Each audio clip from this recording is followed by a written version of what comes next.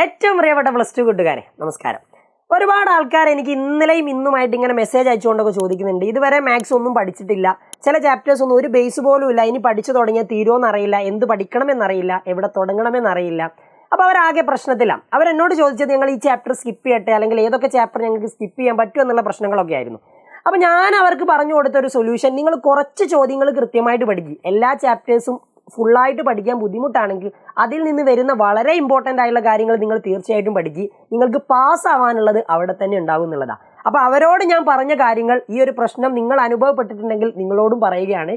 ഇങ്ങനെ പ്രശ്നം നിങ്ങൾക്ക് ഉണ്ടായിട്ടുണ്ടെങ്കിൽ നിങ്ങൾ തീർച്ചയായിട്ടും ഞാൻ ഇനി പറയാൻ പോകുന്ന ചോദ്യങ്ങൾ കൃത്യമായിട്ട് നോട്ട് ചെയ്യണം ആൻഡ് അതിൻ്റെ ആൻസേഴ്സ് ഫൈൻഡ് ചെയ്യണം. ആൻഡ് നോക്കാം, നമുക്ക് ആൻസർ ഒന്നും ഞാൻ ഇവിടെ എഴുതുന്നില്ല, ഞാൻ ചോദ്യങ്ങൾ മാത്രം കൃത്യമായിട്ട് പറയും. ഇനി നിങ്ങൾക്ക് ആൻസർ വേണം എന്നാണെങ്കിൽ നിങ്ങൾ താഴെ ഒന്ന് കമൻറ്റ് ചെയ്യണം കേട്ടോ. ഞാനത് നോട്ട്സ് എഴുതിയിട്ട് നമ്മുടെ കമ്മ്യൂണിറ്റി ഗ്രൂപ്പുകളിൽ ഇടാവുന്നതാണ്. സോ നിങ്ങൾക്ക് വേണമെങ്കിൽ നിങ്ങൾ കമൻറ്റ് ചെയ്യുക. അപ്പോൾ ഏതൊക്കെ ചോദ്യങ്ങൾ, എല്ലാ ചാപ്റ്ററും പഠിക്കണം, എല്ലാ ചാപ്റ്ററും ഇമ്പോർട്ടൻ്റ് ആയിട്ടുള്ള കാര്യങ്ങൾ പഠിച്ചിരിക്കണം.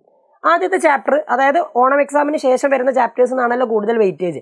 അപ്പോൾ ആപ്ലിക്കേഷൻ ഓഫ് ഡെറിവേറ്റീവിൽ നിന്ന് നിങ്ങൾ പഠിച്ചിരിക്കേണ്ടത് rate of change of area of circle relate ചെയ്തുകൊണ്ട് ഇങ്ങനത്തെ ചോദ്യങ്ങൾ ചോദിക്കാറുണ്ട്.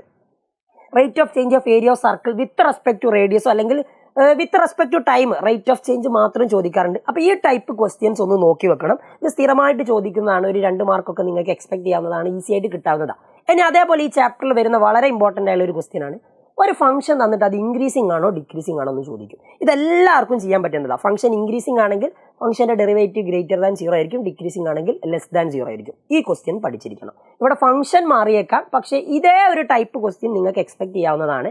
നിങ്ങൾ ഡബിൾ പാസ് മാത്രമാണ് ആഗ്രഹിക്കുന്നതെങ്കിൽ നിങ്ങൾക്ക് തീർച്ചയായിട്ടും ഈ ക്വസ്റ്റ്യൻ ഉപകാരപ്പെടും. ആൻഡ് അടുത്തത് ഇൻ്റഗ്രൽസിൽ നിന്ന്. ഈ ക്വസ്റ്റ്യൻ ടഫ് ആണോ എന്ന് ചോദിച്ചാൽ ഈ ക്വസ്റ്റ്യൻ കുറച്ചൊരു ബുദ്ധിമുട്ട് തോന്നും. പക്ഷേ ഈ ഒരു ക്വസ്റ്റ്യൻ പഠിച്ചാൽ നിങ്ങൾക്ക് എന്തായാലും ഒരു 3-4 മാർക്ക് കിട്ടും. കാരണം ഇത് ഒരുപാട് തവണ റിപ്പീറ്റ് ചെയ്ത ക്വസ്റ്റ്യൻ ആണ്. ഇതിൻ്റെ ഈ 4ന് പകരം ഒന്നെങ്കിൽ ഇവിടെ റൂട്ട് ആകും, അല്ലെങ്കിൽ ഇവിടെ ഒന്നും ഉണ്ടാവില്ല, 1 ആകും, അല്ലെങ്കിൽ 5 ആകും, 3 ആകും. ഒരുപാട് തവണ റിപ്പീറ്റ് ചെയ്ത ക്വസ്റ്റ്യൻ ഒരു 3 മാർക്കോ 4 മാർക്കോ നിങ്ങൾക്ക് എക്സ്പെക്ട് ചെയ്യാം. ഇൻ്റഗ്രൽസിൽ നിന്നുള്ളതാണ്. പക്ഷേ ഇൻ്റഗ്രൽസിൽ നിന്നുള്ളതാണോ എന്ന് വിചാരിച്ചിട്ട് സ്കിപ്പ് ചെയ്യാൻ നിൽക്കണ്ട. ഒന്നും അറിയില്ലെങ്കിൽ ഈ ചോദ്യമെങ്കിലും നിങ്ങൾ പഠിച്ചിരിക്കണം. നിങ്ങൾ പഠിക്കും എന്നുള്ള പ്രതീക്ഷയിലാണ്.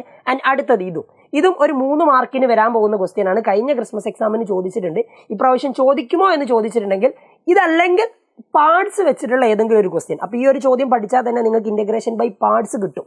അപ്പോൾ അത് കൃത്യമായിട്ട് പഠിച്ചിരിക്കണം, മറക്കരുത്. e⁻x sin x ഇവിടെ തന്നിട്ടുള്ളത്. ചിലപ്പം x cos x ആകാം, അല്ലെങ്കിൽ e⁻x sin x e⁻x cos x ആകാം. അങ്ങനത്തെ ഏത് ചോദ്യം വേണമെങ്കിലും ആകാം. ചെയ്തിരിക്കുക, പഠിച്ചിരിക്കുക. ആൻഡ് അടുത്തത് നോക്ക്, ഈ ആപ്ലിക്കേഷൻ ഓഫ് ഇൻ്റഗ്രൽസ് നിങ്ങൾ ചെറിയ ചാപ്റ്റർ, അതിൻ്റെ വീഡിയോ ഒക്കെ നിങ്ങൾക്ക് നമ്മുടെ യൂട്യൂബിലൊക്കെ കാണാൻ പറ്റും. 2 ചോദ്യങ്ങൾ കൃത്യമായിട്ട് പഠിച്ചാൽ മതി. ആ ചാപ്റ്റർ സെറ്റാണ് കേട്ടോ. ആകെ ഒരു 15 മിനിറ്റിൻ്റെ വീഡിയോ ഉള്ളൂ. ആ 2 ചോദ്യങ്ങൾ ഡീറ്റെയിൽ ആയിട്ട് ഞാൻ പറഞ്ഞിട്ടുണ്ട്. ഇതിൻ്റെ ആൻസർ വേണമെങ്കിൽ നിങ്ങൾക്ക് അവിടെ കിട്ടും. ഏരിയ ഓഫ് എലിപ്സിൻ്റെ ഏരിയ ഫൈൻഡ് ചെയ്യുക, സർക്കിളിൻ്റെ ഏരിയ ഫൈൻഡ് ചെയ്യുക. ഇതിൽ ഏതെങ്കിലും ഒരു ചോദ്യം നിങ്ങൾക്ക് എക്സ്പെക്ട് ചെയ്യാവുന്നതാണ്. 2ഉം പഠിച്ചു വെച്ചോ, 1 കിട്ടും. ഓക്കെ, അപ്പോൾ പഠിച്ചിരിക്കുക, അത്രേ ഉള്ളൂ. അപ്പോൾ ഒന്നെങ്കിൽ ഈ ഒരു ചോദ്യം അല്ലെങ്കിൽ ഈ ഒരു ചോദ്യം, ഏരിയ ഓഫ് സർക്കിളും ഏരിയ ഓഫ് എലിപ്സും ഇൻ്റഗ്രേഷൻ യൂസ് ചെയ്തുകൊണ്ട് എങ്ങനെ ഫൈൻഡ് ചെയ്യാന്നുള്ളത് പഠിക്കേണ്ടടാ മക്കളെ. ഇനി അടുത്തത് നോക്ക്, ഇതേപോലെ ഡിഗ്രിയും ഓർഡറും കാണാനുള്ളത്. ഇത് വളരെ സിമ്പിളാണ്, 2 മാർക്ക് കിട്ടും. ഡിഗ്രിയും ഓർഡറും പറയുകയാണെങ്കിൽ 2 മാർക്ക് കിട്ടും, അല്ലെ 1 മാർക്കിൻ്റെ ക്വസ്റ്റ്യൻ. മിസ് ചെയ്യണ്ടല്ലോ. ഒരു ഡിഫറൻഷ്യൽ ഇക്വേഷൻ തന്നിട്ട് ഓർഡറോ ഡിഗ്രിയോ എന്തായാലും ചോദിച്ചിരിക്കും, പഠിക്കണം. ആൻഡ് അടുത്തതുള്ളത്, ഇങ്ങനെ ഒരു ലീനിയർ ഡിഫറൻഷ്യൽ ഇക്വേഷൻ തരും. ഇൻ്റഗ്രേറ്റിംഗ് ഫാക്ടർ കാണാൻ പറയും, അതേപോലെ തന്നെ അതിൻ്റെ സൊല്യൂഷനും കാണാൻ പറയും. ഇത് വളരെ ഈസിയാണ്. നമ്മൾ വിചാരിക്കും ഭയങ്കര ബുദ്ധിമുട്ടാണെന്ന്. ഡിഫറൻഷ്യൽ ഇക്വേഷനിൽ നിങ്ങൾ എന്ത് പഠിച്ചിട്ടില്ലെങ്കിലും ആ ഇൻ്റഗ്രേറ്റിംഗ് ഫാക്ടർ കാണാനുള്ളതും ഈ ജനറൽ സൊല്യൂഷൻ ഒന്ന് ഫൈൻഡ് ചെയ്യാനുള്ളതും ഒരു ഡിഫറൻഷ്യൽ ഇക്വേഷൻ്റെ സൊല്യൂഷൻ ഫൈൻഡ് ചെയ്യാനുള്ളതും പഠിച്ചിരിക്കണം. അത് വലിയ ബുദ്ധിമുട്ടുള്ള കാര്യമല്ല. ഓക്കെ ആക്കണം, പഠിക്കണം കേട്ടോ, ഇമ്പോർട്ടൻ്റ് ആണ്. ആൻഡ് അടുത്തത് വെക്ടറിൽ നിന്ന്, വെക്ടറും 3D നിങ്ങൾക്ക് ഒന്നും അറിയാത്ത കുട്ടികളോട് ഞാൻ ആദ്യം പഠിക്കണം എന്ന് പറയുന്ന 2 ചാപ്റ്റർ വെക്ടറും 3D ആയിരിക്കും. കാരണം ആ ചാപ്റ്റർ പഠിച്ചാൽ തന്നെ നിങ്ങൾക്ക് ഓൾമോസ്റ്റ് ഒരു 15, 16, 17 ആ റേഞ്ചിലുള്ള മാർക്ക് എന്തായാലും കിട്ടും, ഷുവറാണ്. അപ്പോൾ അതിൽ വരുന്ന വളരെ ഇമ്പോർട്ടൻ്റ് ആയുള്ള question, projection of A on the vector B. Equation ഉണ്ട്, projection of A on B, a.b divided by magnitude B. അപ്പോൾ ഈ ഒരു ചോദ്യം നിങ്ങൾ എന്തായാലും പഠിച്ചിരിക്കണം, projection of A on B കേട്ടോ. ഇനി അതേപോലെ തന്നെ ഇതും വളരെ ഇമ്പോർട്ടൻ്റ് ആയുള്ള ക്വസ്റ്റ്യൻ ആണ്, ഏരിയ ഓഫ് പാരലലോഗ്രാം. ഇതാ ഒരു പാരലോഗ്രാമിൻ്റെ അഡ്ജസൻ്റ് ആയിട്ടുള്ള 2 സൈഡുകൾ റെപ്രസെൻറ്റ് ചെയ്യുന്ന വെക്റ്റർ തരും. എന്നിട്ട് നിങ്ങളോട് ഏരിയ ഓഫ് പാരലോഗ്രാം ചോദിക്കും. വളരെ ഇമ്പോർട്ടൻ്റ് ആണ്, പഠിച്ചിരിക്കണം. ഏറ്റവും ഇമ്പോർട്ടൻ്റ് ആയിട്ട് ഈ ചാപ്റ്റർ എന്ന് പറയാൻ പറ്റിയൊരു ക്വസ്റ്റ്യൻ ആണ് ഏരിയ ഓഫ് പാരലലോഗ്രാം. അപ്പോൾ ഏരിയ ഓഫ് പാരലോഗ്രാം വരുന്നത് magnitude of A cross B ആണ്, magnitude of A cross B. അപ്പോൾ അവിടെ നിങ്ങൾ magnitude of A cross B വെച്ച് ഇത് ചെയ്യുന്ന സമയത്ത് നിങ്ങൾ എ ക്രോസ് ബി കാണാനും പഠിക്കും. എ ക്രോസ് ബിയും ചോദിക്കാറുണ്ട്. ചില സമയത്ത് ചോദിക്കുക vector perpendicular to A and B എന്നാണ്. അത് പറഞ്ഞാലും എ ക്രോസ് ബി ആണ്. അപ്പോഴും നിങ്ങൾക്ക് എ ക്രോസ് ബി കണ്ടിട്ടുണ്ടെങ്കിൽ ആ ചോദ്യം ആൻസർ ചെയ്യാൻ പറ്റും. നോട്ട് ദ പോയിന്റ് കേട്ടോ. സോ ഇനി അടുത്ത വരുന്നത് ഇതാ നോക്കിക്കേ. എ ഡോട്ട് ബി ഫൈൻഡ് ചെയ്യുക angle between A and B. A cross B പോലെ തന്നെ എ ഡോട്ട് ബി അത് നിങ്ങൾക്ക് ഈസി ആയിട്ട് ഫൈൻഡ് ചെയ്യാൻ പറ്റുന്നതാണ്. And angle between A and B ഒരു ഇക്വേഷൻ ഉണ്ട്, ആ ഇക്വേഷൻ യൂസ് ചെയ്തുകൊണ്ട് ചെയ്യാം. ആൻഡ് പിന്നെ നോക്കുക അടുത്ത ചാപ്റ്റർ നിങ്ങളുടെ 3 ഡയമെൻഷണൽ ജിയോമെട്രിയിലെ ആംഗിൾ ബിറ്റ്വീൻ 2 ലൈൻസ്. ഇത് വെക്റ്റർ ഇക്വേഷൻ. ഇനി ഇതേപോലെ കാർട്ടീഷ്യൻ ഇക്വേഷൻ തന്നും ചോദിക്കാം. അവിടെ രണ്ടും തമ്മിലൊരു വ്യത്യാസം ഒരു B1 വെക്റ്റർ ഫൈൻഡ് ചെയ്യണം എന്നുള്ളതാണ്.